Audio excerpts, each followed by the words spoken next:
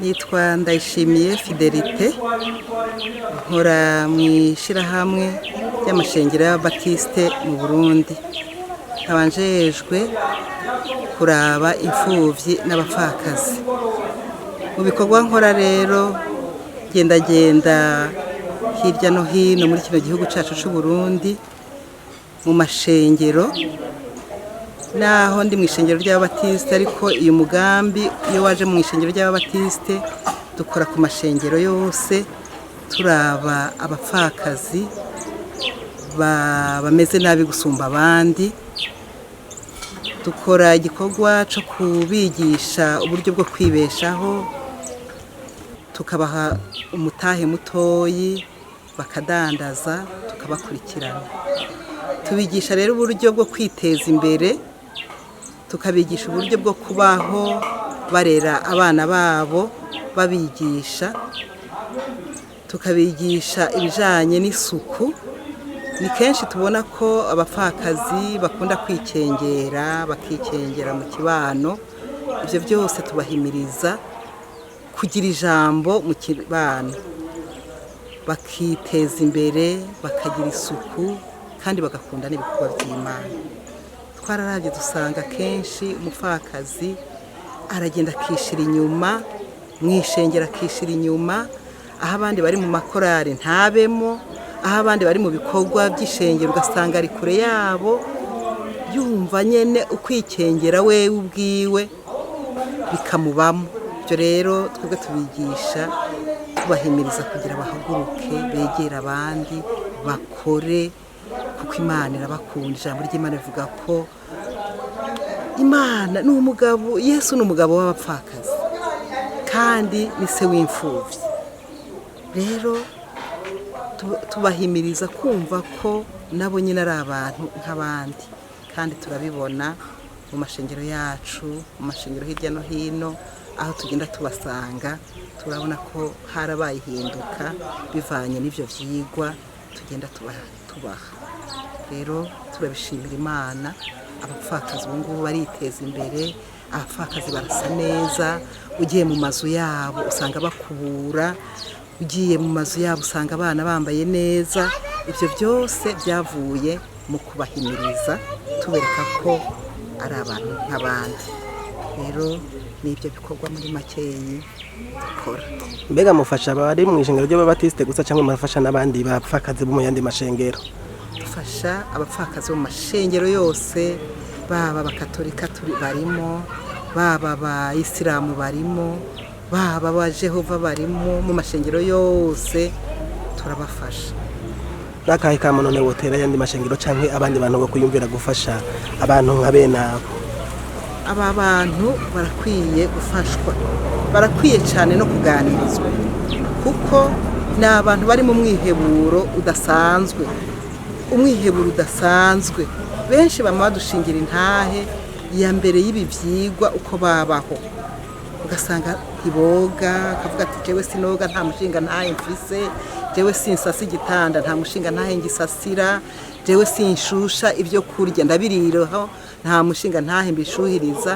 Ibyo byose twagiye tubereka ibijanye n'amagara meza. Rero turatera kama abandi bantu bagenzi bacu, kuko abapfakazi bari mu gihugu cacu ni benshi, twebwe ubwacu twenyene ntitwobashikira bose ngo tubarangize. Turahimiriza rero abandi, ayandi mashengero, abandi bagira neza, iki gikorwa bakiteho bagikore, kuko abapfakazi bagenda bahinduka. Jeni Twanimba Judith. Mubahe Bangaha nyene mu gisagara cyo kujya kabiri. Mbe mu gisagara cyo kujya kabiri ni hehe? Ni Gihanga, ni Bujumbura? Ni Gihanga, ni muri meri ya Bujumbura. Niho tubaye, niho tuba. Hari izuba, hakenye n'amazi, ariko turashima kuriko biraba byose.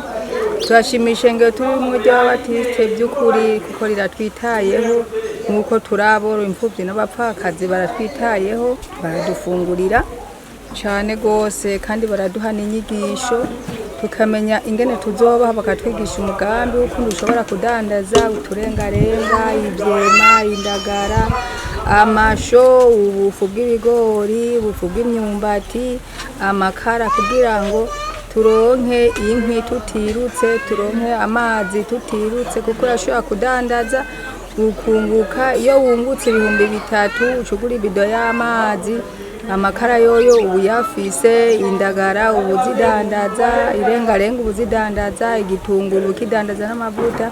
By'ukuri birafise akamaro kanini, kuko ndavye nka jewe umugambi bamaze kunkorera barampaye umugambi w'amafaranga ngana 300,000, ndamaze kudandaza mu kwezi kumwe, ndamaze kunguka kuronka umunzane nawuguze 45,000.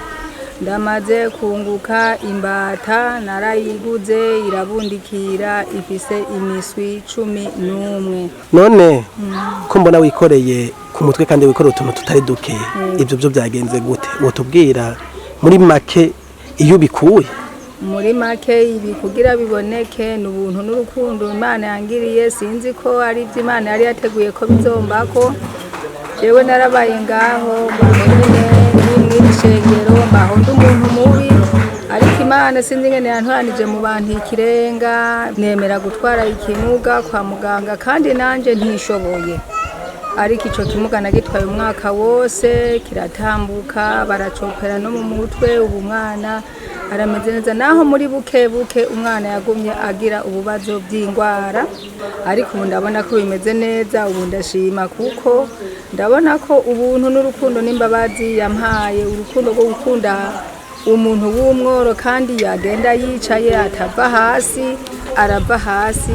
Ubu ndabona ko n'utu dufungurwa nikoreye naturonse ngiye gufungura, ariko ndabona ko tuzongira akamaro. Ndashima n'ico kimuga caronse, naho cari kimuga ubu kiratambuka, ariko Imana izobikora biriko biraza. None wobwira iki Ishirahamwe ry'Amashengero y'Abaptiste, wobashimira iki? Ishengero ry'Abaptiste ndarishimiye cyane gose, bivuye ku mutima ko bazokwama bagira urukundo nkuru, kandi bakagira gukunda abantu bo mu ishengero amashengero atandukanye yose, akabahurirako kandi barabagaburira batidoze, barabaha imfashanyo batidoze.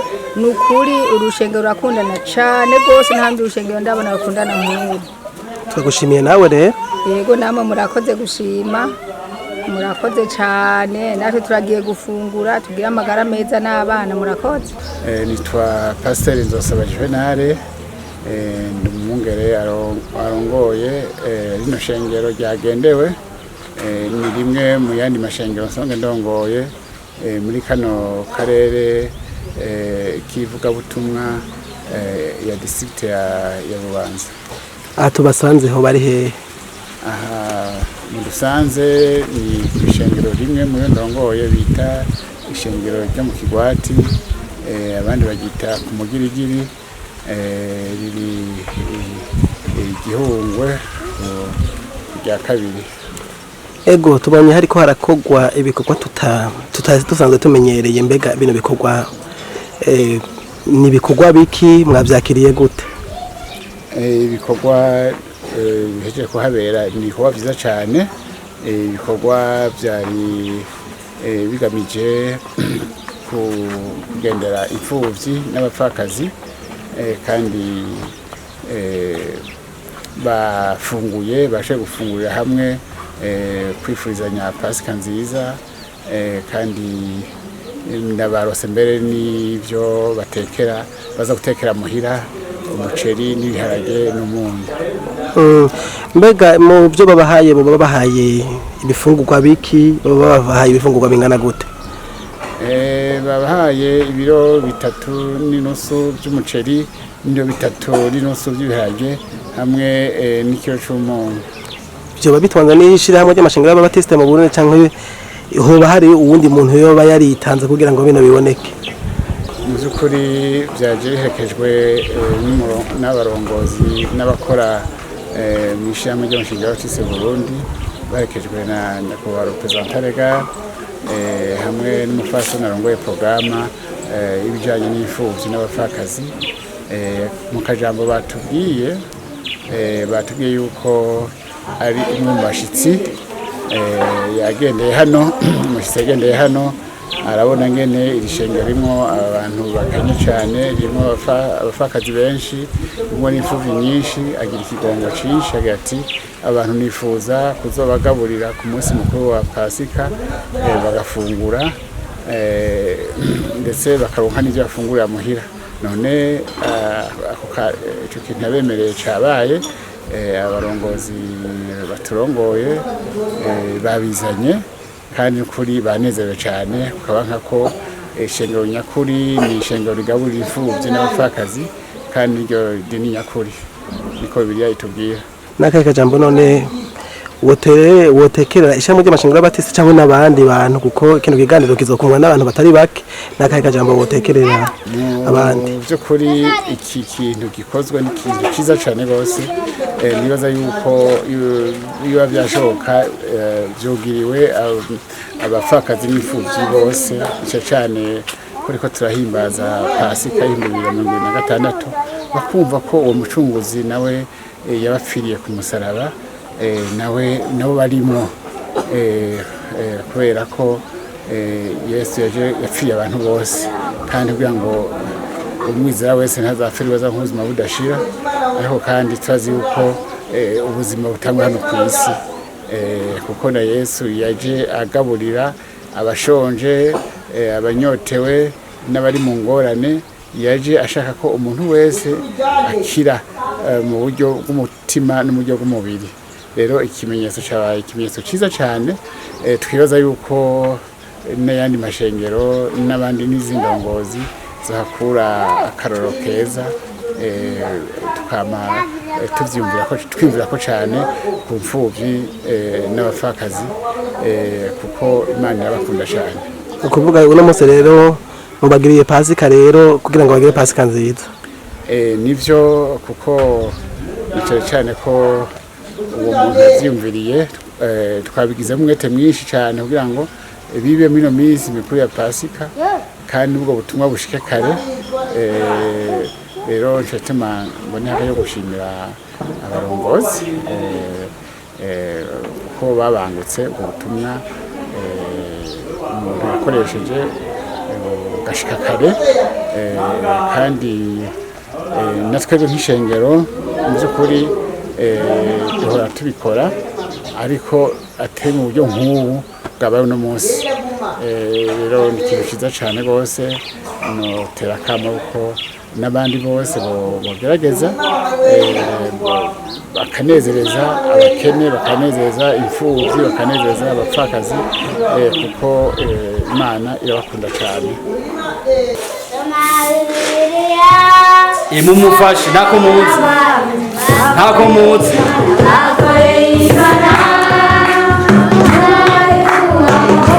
haguruka cyane.